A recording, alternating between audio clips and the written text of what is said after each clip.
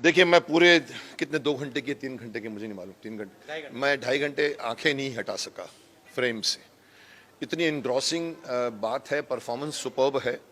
और मैं तारीफ करना चाहूँगा विवेक अग्निहोत्री का, जिसने 30 साल से पुराना 30 साल पुराना सत्य, तू इधर आ, एक में भैया, एक उधर, एक उधर से तो मैं विवेक जी की तारीफ करना चाहूंगा, जिन्होंने 30 साल पुराना सच लोगों के सामने लाया।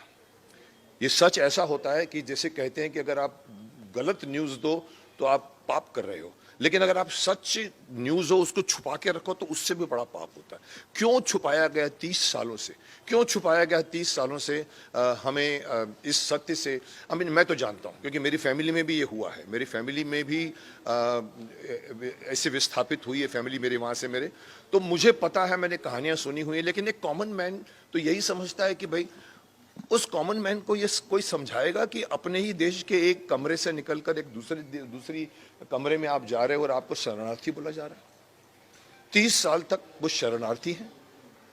पाकिस्तान से आए तो समझ में आता है कि चलो पाकिस्तान से आए तो आप शरणार्थी हैं, लेकिन मेरे देश में से कश्मीर, जिसमें मैं हर साल जाता था, एवरी सेकेंड ईयर मेरे बड़े भाई साहब हमें श्रीनगर लेके जाते थे, पहलगाम लेके जाते थे। उसके जैसी जगह नहीं है हिंदुस्तान में, उसके अंदर हम रहते हैं। वहां धीरे धीरे, कभी कभी मुझे याद है उस वक्त कुछ लोग कहते थे कि ये लोग ये जो बेचते हैं ना, जो चेरी वेरी, वो पूछते हैं अरे हिंदुस्तान से आए हो?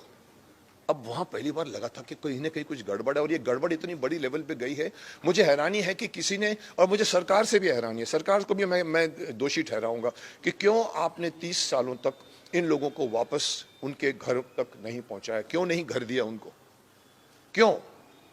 और अगर मोदी जी ने भी कहा था अपने 2014 के इलेक्शन जब जीत कर आए थे, बोला मैं हिंदू पंडितों को स्थापित करूंगा। मैंने कहा था अगर ये कर जाएंगे ना तो ये सुपर हीरो बन जाएंगे, शक्तिमान बन जाएंगे, लेकिन नहीं हुआ। 8 साल बीत गए हैं, अभी भी एक एक एक मेकर को एक ऐसी फिल्म बनानी पड़ती है जिसके ऊपर कंट्रोवर्सी खड़ी हो गई है।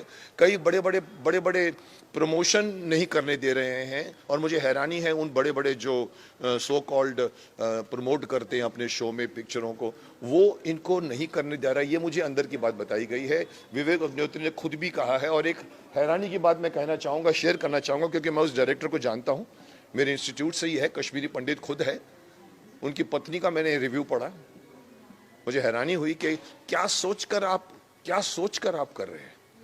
आपको समझ में नहीं आ रही कि ये सच हर शख्स तक पहुंचना चाहिए। तो मुझे हैरानी है। तो मैं कह रहा था कि you have to understand that this news has to reach every. और टैक्स फ्री हो रहा है, मुझे बताया गया कि लोग टैक्स फ्री कर रहे हैं। स्टेट ने, कुछ स्टेट्स ने कर भी दिया है। मैं चाहूंगा पूरे हिंदुस्तान में टैक्स फ्री करिए, इस फिल्म को प्रमोट करिए। अगर ये बड़े बड़े प्रमोटर्स प्रमोट नहीं करते, एक बड़े बड़े हमारे इंडस्ट्री में लोग पता नहीं क्यों अपने आप को भारत से अलग प्रूव करते। अगर ये भारतवासियों का दुख आपको समझ में नहीं आ रहा है तो आप हमारे देश के वासी नहीं हैं। अगर उनमें से भी ये लोग प्रमोट नहीं करते तो इस फिल्म को पब्लिक प्रमोट करेगी। जैसे मैं आज बोल रहा हूं, आपने भी रिव्यूज देखे होंगे, इवन कॉमन मैन के रिव्यूज भी ऐसे आ रहे हैं। आई थिंक ये प्रमोशन पूरी पब्लिक करे और पब्लिक देखे, और मैं समझता हूँ ये फिल्म बहुत बड़ा ब्लॉकबस्टर बने, क्योंकि ये एक मकसद, एक छूटा हुआ लक्ष्य जिसको सरकार भी भूल गई है। जब हुई थी, मैं समझता 90 उस वक्त सरकार कोई और थी, उस वक्त नहीं हुआ। उसके बाद भी सरकार आई, फिर भी नहीं कुछ हुआ। लोग अपने अपने जगह पर क्यों? So I hope that this film reaches to masses and it reaches to everybody. It is reaching globally. मैंने सुना इवन वर्ल्ड में भी लोग रिएक्ट कर रहे हैं, बिकॉज ये वर्ल्ड क्लास फिल्म बनी है। ये हमारे कॉमन 300 करोड़ की फिल्म नहीं है। 200 करोड़ की एक फिल्म अभी भी रिलीज हुई है जिसका नाम राधे श्याम, नाम इतना अच्छा रखा है, बट मैंने उसका भी रिव्यू पढ़ा तो थोड़ा सा निराशाजनक बात की। पैसे खर्च करने से फिल्म नहीं बनती। शक्तिमान पैसे खर्च करके नहीं बनी थी, स्टोरी थी ये। यस, और कोई मुद्दा ऐसा है जो अभी तक आपको लग रहा है कि छुपा हुआ है, लोगों के सामने आनी चाहिए, फिल्म बननी चाहिए उस पे? और मुद्दा बिसाइड्स दिस कश्मीर और भी कोई भी ऐसा मुद्दा जो जानना जरूरी है देश कश्मीर के बारे में कि कश्मीर या कोई भी देश में कोई भी मुद्दा उठा दीजिए साहब। ऐसे तो बहुत मुद्दे हैं। सबसे स्पेशल लग रहा हो कि बहुत लेट क्रिएट हो रही है उस पर आनी चाहिए, अम, जागरूक होना चाहिए? जैसे आप कह रहे हो कि भी आर्टिकल 370 आ गया है, उसको हटाने की कोशिश की जा रही है, इट हैज़ टू बी। मैं कई चीज़ें ऐसी हैं जो हमारे देश के प्राइम मिनिस्टर तक पहुंचनी चाहिए, नहीं पहुंचती। बहुत से मुद्दे हैं, हॉस्पिटलाइजेशन का सिस्टम चेंज होना चाहिए, एजुकेशन का सिस्टम चेंज होना चाहिए, एजुकेशन फ्री होनी चाहिए, हॉस्पिटलाइजेशन फ्री होना चाहिए। आज अगर अगर हम हमारे देश की एक ही भाषा होनी चाहिए जिसको हम कहते हैं हिंदी है, और लोग कहते हैं नहीं साहब साउथ उसको वो करता है, अपोज करता है। साहब करने दो ना, क्या हमारा देश एक है? हमारा देश साउथ ईस्ट वेस्ट नॉर्थ नहीं है। वल्लभ भाई पटेल एक सार्वभौमिक राष्ट्र बनाकर गए थे ना, एक राष्ट्र। उसमें अगर बीच में अगर उधर से ममता वहां से कुछ बोले, साउथ वाले कुछ बोले, केरला वाले कुछ बोले और सरकार चुप रहे, नहीं साहब चुप कराइए, डंडे से चुप कराइए उनको। मैं ओपनली बोलता हूँ, देश में अभी एक ऑनेस्ट डंडा चाहिए। अच्छी अच्छी बातें पास नहीं होती, पार्लियामेंट में करोड़ों रुपए का लॉस हो जाता है, कुछ काम नहीं होता, तो वो करने की जरूरत है, एक पावरफुल सरकार। इसलिए मैं कहता हूं कल इलेक्शन जो आया, यूपी का इलेक्शन, वो सिर्फ बीजेपी की जीत नहीं है, देश की जीत है। प्रचंड बहुमतों से आया। मैं चाहता हूं कि एवरी स्टेट में अभी रूलिंग सरकार, मैं इसलिए नहीं बोलता हूं कि मैं बीजेपी का हूं या मैं कांग्रेस का नहीं हूं या सपा का नहीं हूं। मैं इसलिए बोलता हूं कि देश को एक स्थिर सरकार चाहिए। 75% जब तक मेजोरिटी लेके वोट नहीं आएगी तब तक देश का कुछ नहीं होगा। यही होता रहेगा, वो उधर से वो खींचेगा, उधर से करेगा। सो आप पूछते क्या होना चाहिए? मैं समझता हूँ एक ऑनेस्ट डंडा होना चाहिए देश में, जो असली बातों को ठीक करे। जी हिजाब को लेकर भी काफी कंट्रोवर्सी हो रही है अपने देश में, उस पर क्या कुछ बोलना चाहेंगे आप? सर, देखिए धार्मिक मामले इतने हैं कि भड़काने में टाइम नहीं लगता। ये पॉलिटिक्स और ये राजनीतिज्ञ हैं जिनका माफ करना एक ही धर्म है, कैसे जीता जाए। ऑपोजिशन चाहती है कि मैं टांग मार के जो शासन कर रहा है उसको गिरा दूं और फिर बैठ जाऊं। करोगे क्या आप? हमने भी आपकी हिस्ट्री देखी हुई है। सो आप जो अच्छे काम है उसकी प्रशंसा कीजिए, बुरे काम को आप बुरा ही करिए। लेकिन यहाँ 100% बातों को आप बुरा बोलोगे तो लगेगा कि आपके मन में खोट है।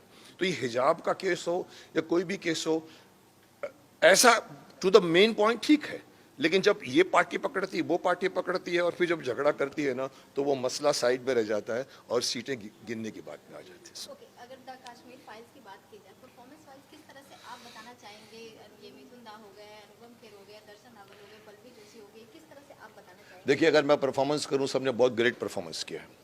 मैं अनुपम जी तो डेफिनेटली ग्रेट ही किया है, लड़की ने भी ग्रेट किया है जिसका नाम पल्लवी जोशी है, वेरी फाइन एक्ट्रेस। नेगेटिव होते हुए भी उसने कोशिश की है उसको पॉजिटिव बनाने की अपने तरफ से, उसको बिलीफ बोलते हैं। जैसे चौधरी सारंग सबको गोली मारता था लेकिन वो अपने आप को बोलता था मैं पॉजिटिव हूँ। She did that, but the credit goes to that boy which I have never seen before, Darshan. मुझे नहीं पता कि कौन सी फिल्में की हैं उसने, बट लास्ट की 10 मिनट की स्पीच वॉज टेरिफिक। ओके, जैसे कि बॉलीवुड को माना जाता है आईना, सच का आईना, लेकिन कश्मीर फाइल को बनाने को 30 साल क्यों लग गया? सर देखिए बहन जी, आपको एक बात बताऊं, एक ज़माना था जब 2 बीघा ज़मीन बनती थी, गुमराह बनती थी, दहेज के ऊपर फिल्म बनती थी और हम कहते थे फिल्में जो हैं वो समाज का आईना है। आजकल फिल्में एक प्लेटफॉर्म हो गई है लोगों को बिगाड़ने के लिए, अपनी बात कहने के लिए। आप ऐसी ऐसी ग्लैमराइज बातें करती हैं, यूथ बिगड़ रहा है। आज का जो सोशल मीडिया है उसने इतना बिगाड़ दिया। So there is nothing like कि फिल्म जो है वो समाज का आईना है। आज उल्टा हो गया, आज फिल्म बच्चों को सिखा रहा है। ऐसी ऐसी ऐड बनती है जहाँ कहते हैं दूर दूर बैठो, नज़दीक नज़दीक मत बैठो, हमारा एक जुड़ा परिवार को तोड़ते। So there is something wrong going somewhere where you need to have censor on the advertisements, also censor on. मैं तो आपके सामने मुंह पे बोलता हूँ, आपके न्यूज़ चैनल्स को भी सेंसर करना चाहिए क्योंकि आप नेगेटिव न्यूज़ बहुत दिखाते हो। ओके, जैसे कि जिन्होंने कश्मीर फाइल मूवी देखी, जो कश्मीरी पंडित थे, वो काफी जो रो पड़े, तो आप कितना फील करते हैं इनके पेन को? मैं कश्मीरी नहीं हूँ, मैं हिंदुस्तानी हूँ और हिंदुस्तानी के हिसाब से मेरा दिल बहुत टच किया है। मेरे घर में एक मेरे भतीजे की वाइफ वहाँ से श्रीनगर से उनके परिवार को भागा है, तो मुझे रियलिटी मालूम है। आंसू आए नहीं बट अप्रिसिएशन मेरे को बहुत आया। एक एक चीज़ में तालियां बजी थी लास्ट में जो फिल्म की, उसमें मेरी भी एक ताली थी।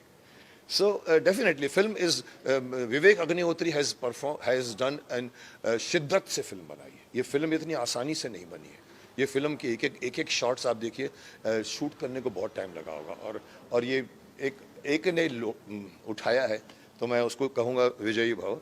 और ये फिल्म सब तक पहुँचनी चाहिए और ये कश्मीरियों को इज्जत के साथ में श्रीनगर ले लाके जाना चाहिए, मिलिट्री के टैंक्स खड़े कर दो सामने और उनको प्रोटेक्शन दो।